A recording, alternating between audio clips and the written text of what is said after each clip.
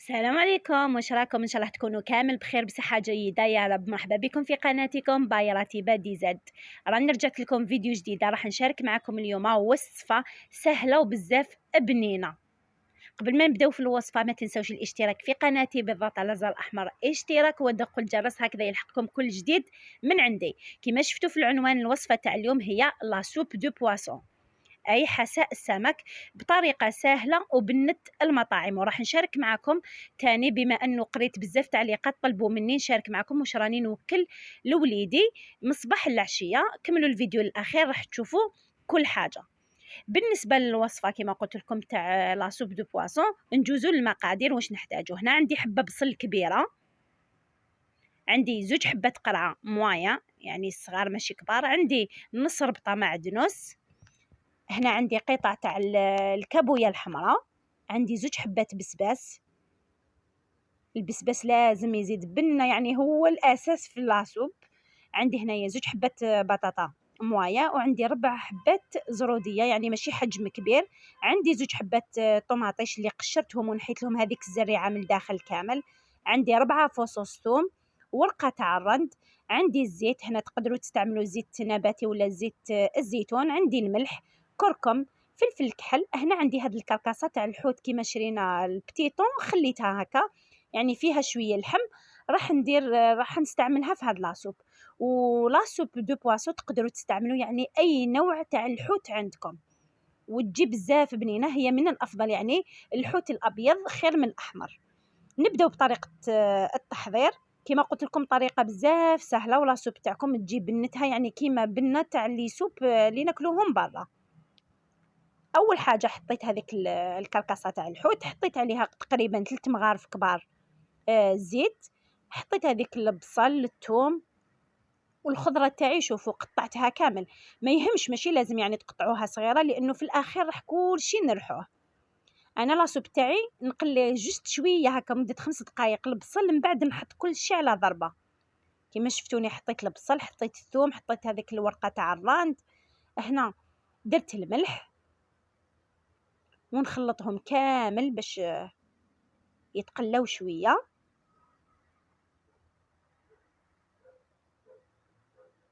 نزيد هكا رشه تاع فلفل كحل، وندير الكركم يعني يزيد لنا شويه بنه ويعطينا هذاك اللون الاصفر.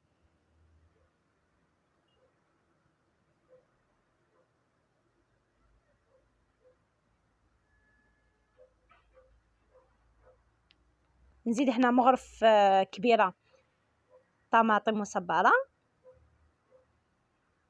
بعد ما قليتهم هكذاك مده 5 دقائق راح نمرق. هنايا راح نمرق بالماء يكون دافي ونخليهم يطيبوا.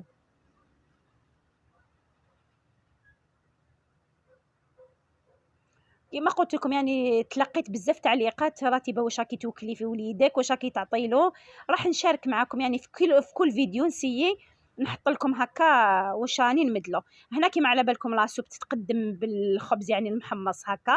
قطعت الخبز هكا دوائر، فرغت عليه شويه زيت زيتون، ندخلو للفور يكون مسخن يعني من الفوق ومن التحت، ونحمرهم. انا نحبهم بيان قري يعني طيبهم بزياده حتى قريب يتحرق.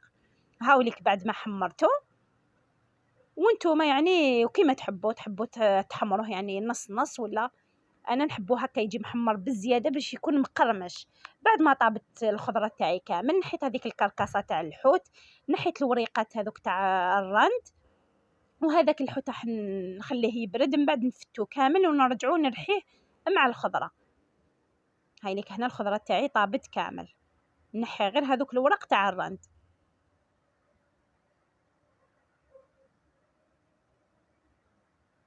هاوليك هذاك الحوت دوك نرجعو للداخل بعد ما نحيت له كامل يعني فتتو.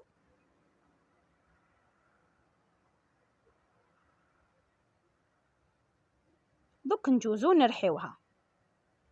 هنا بالنسبه للقوام نتوما واش تحبوا، كاين اللي يحبوا لاصوب تجي بزاف خفيفه، كاين اللي يحبها ثقيله. انا ما نكذبش عليكم ما نحبهاش كي تكون خفيفه، ما نحب لاصوب تكون ثقيله. دائما لاصوب تاعي تجي ثقيله يعني سواء تاع الحوت ولا سواء تاع الخضره. هذا هو القوام تاعها، ماشي ثقيله ماشي هذيك خفيفه. ما هنا باش نقدم هذاك الخبز المحمص نوجد له لاصوص تاعو يعني كيما المطاعم. حطيت مغرف صغيره مايونيز ومغرف صغيره هريسه. وهاي الكلاسوب تاعي في صحن التقديم، شهيتكم في الجنه. شوفوا القوام، جات بزاف ثقيله ما شاء الله، نتمنى انه تجربوها.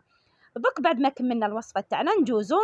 اليوم راح نشارك معكم اول حاجه هذه الفاكهه اللي راني نمدها لوليدي، وهذه الفاكهه تقدروا تمدوها لولادكم من سن 6 شهور وما فوق. انا كي نشارك معكم حاجه كما نقول لكم دائما، انا ماشي اخصائيه تغذيه اطفال، انا وراني نشارك معكم كل حاجه نشوف يهضروا عليها اطباء نشاركها معكم. وانتم كي تشوفوا عندي حاجه زيدوا روحوا اقراوا عليها وتاكدوا مليح قبل ما تمدوها لولادكم.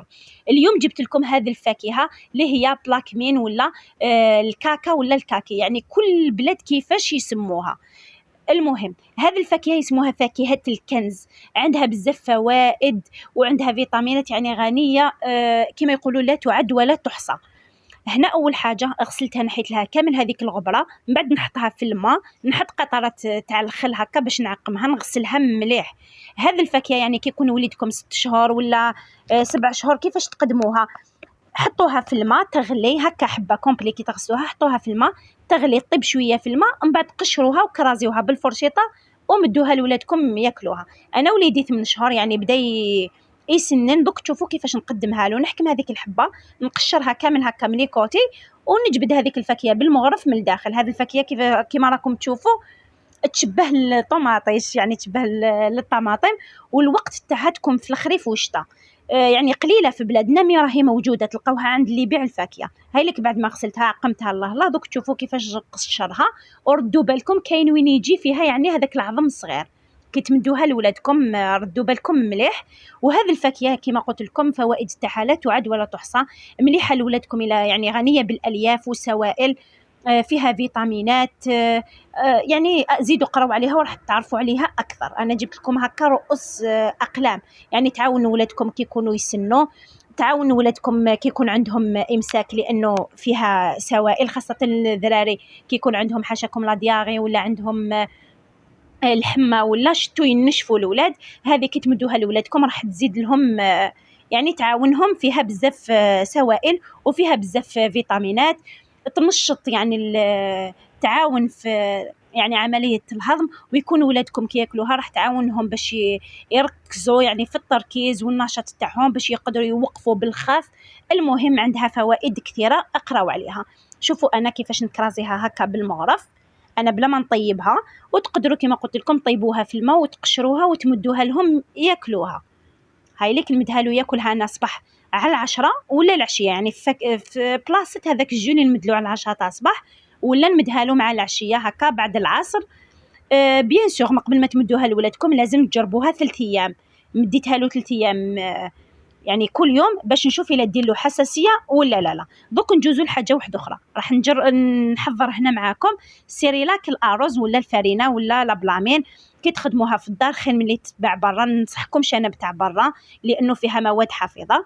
كيما شفتوا هنا جبت كاس تاع الرز القصير هذاك صغير، ماشي الارز بسماتي، غسلته صفيته مليح ونحطوه هكا في سربيته ولا طرشونه تكون يعني تشرب الماء، ننشرو هكا مده مهم اكثر من 3 سوايع حتى ينشف تماما من هذاك الماء.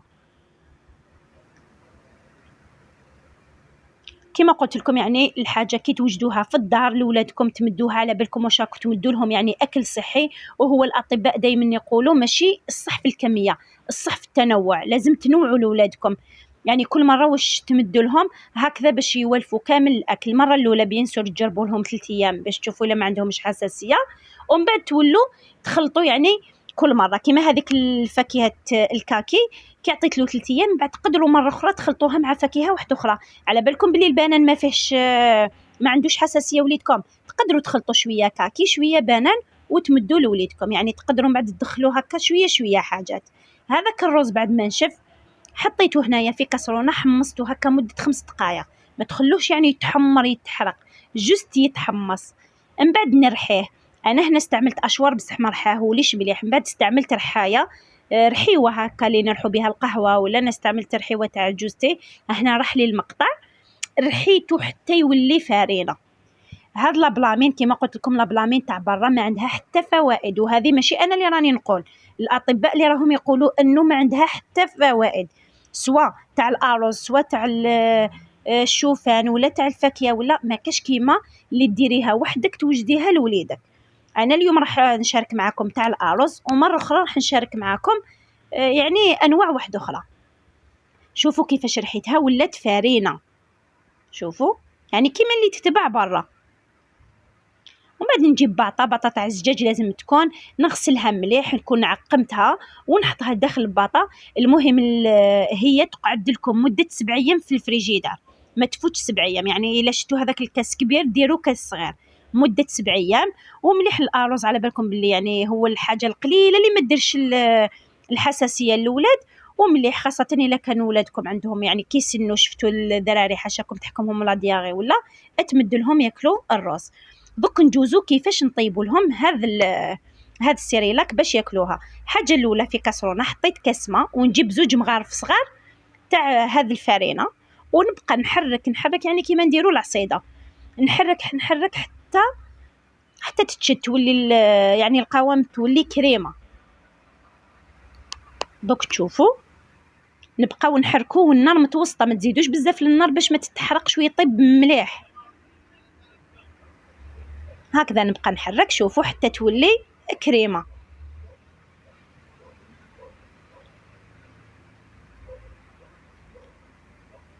شوفوا كي دير هذه الفقاعات هكا ما عندها طابت، نطفي لها يعني النار ونخليها شويه. هنا بعد ما طيب نحطها في طبسين، نزيد لها 2 مغارف كبار حليب. هنا الا كان الام ترضع من عندها زيد 2 مغارف كبار حليبها.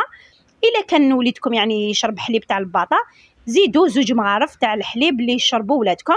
نخلوها هنايا تبرد ونقدموها يعني كوجبه غداء ولا عشاء. وكيما على بالكم الارز يشبع وعنده بزاف يعني فوائد كذلك. دوك نجوزوا للوصفه واحده اخرى راح نشارك كما قلت لكم، واش راني نمدلو نهار كامل. كملوا الفيديو للاخر. كما شفتوا هذيك الفاكهه الكاكي مديتها له الصباح، ومن بعد بيان سور يزيد بيبغون، ولا كاين وين يزيد بين وجبه ووجبه يزيد بيبغون تاع الحليب، وكاين وين لا. والرز مديته له في الفطور. من بعد مع العشيه بعد ما دار لاسياست وعاود ناض، هنا ديت له نص حبه بنان، نسيب نص حبه نشوف الا كملها حب يزيد نزيد له نص حبه واحده اخرى.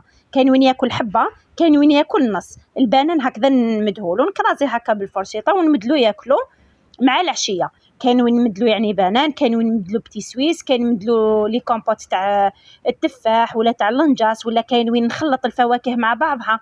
يعني دوك نسيي كيفاش كل فيديو نجيب لكم يعني هكا وصفات متنوعه ومختلفه. كما قلت لكم الاطباء يقول لك ماشي الشيء في الكميه هي ماشي انه تقولي وليدي كلا حبه بنان كومبلي مليح، لا الشيء في التنوع. كي ياكل 2 مغارف بنان 2 مغارف تفاح ومنا راح يعني كاين تنوع، يعني حسب الاطباء كيفاش يقولوا. يعني شرحت لكم هذه تاع التنوع خير من الكميه. هنايا نعطي له هذا البنان مع العشيه ياكلوا، ومن بعد نجوزو للعشاء. العشاء هي دائما لازم حاجه خفيفه، ما تسيوش يعني ايفيتي وتمدوا لهم الحاجه الثقيله. كيما الخضره يعني خفيفه. هنا درت حبه زروديه، نص حبه بطاطا، ونص حبه قرعه. يعني نتبع واش كلا في النهار باش يكون تنوع. هنا في كاسرونه ولا طنجره صغيره حطيت كاس تاع الماء، رشه تاع الكمون. للعلم وليدي في عمره 8 شهور، يعني قريب يدير يدخل الشهر التاسع، الله يبارك. هنا نقطع هذيك الخضره كامل هكا قطع صغيره ونحطها طيب في الماء. كاين وين نفورها، يعني كي ندير له الخضره كاين وين نفورها. كي نطيبها في الماء نرحيها في الماء تاعها، يعني كل الفوائد تبقى ثم، ما نرميش هذاك الماء، نخلي الخضره تاعي هكا طيب شغل نديرها له سوب، ندير له لا سوب. شوفوا بعد ما طابت نحيت هذاك الماء ونبقى نزيد شويه حتى نتحصل على القوام اللي راني نحوس عليه. هكذاك وهي سخونه نميكسي كامل هذيك الخضره. هاي ليك هنا لاصوب اللي تحصلت عليها، نزيد لها مغرف زيت زيتون ونعطيها له ياكلها عشاء. هذا هو الفيديو تاع اليوم متنوع، نتمنى انه يكون نال اعجابكم وتستفادوا منه بزاف. هكذا نكون لحقت معكم الى نهايه الفيديو تاع اليوم والوصفه تاع اليوم. نتلاقاو في فيديو اخر ان شاء الله. ما تنسوش ديروا ابوني وخلوا لي جيم ولي كومونتير. باي باي.